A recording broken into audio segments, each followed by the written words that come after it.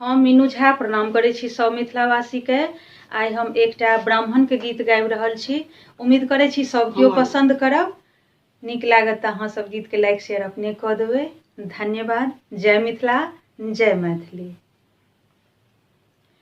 ब्राह्मण पड़लहुँ अथाह में उबार दिया यो।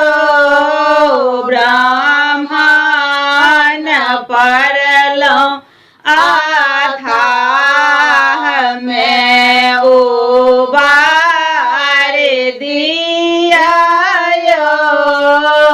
जल थल नदिया में पानी बहुत अछि।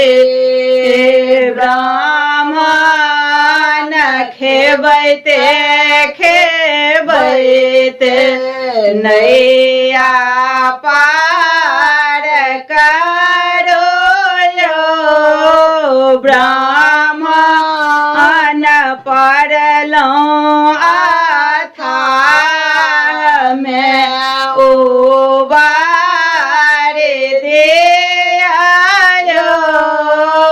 जाओ मोरा ब्राह्मण सिर के सिंदूर रखबा। जाओ मोरा ब्राह्मण सिर के सिंदूर रखबा। ब्राह्मण ऊंच के रगहबर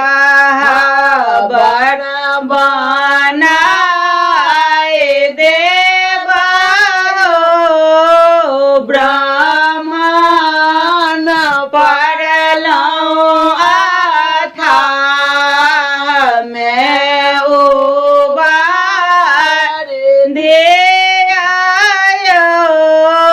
जाओ मोरा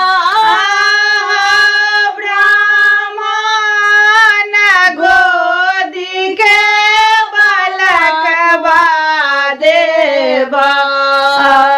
ब्राह्मण नित उठे दूध ढार देबा हो।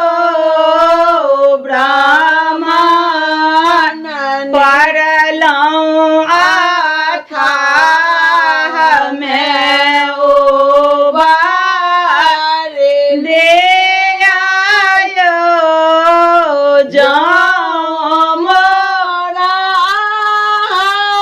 ब्राह्मण कुशल कुशल रखबा।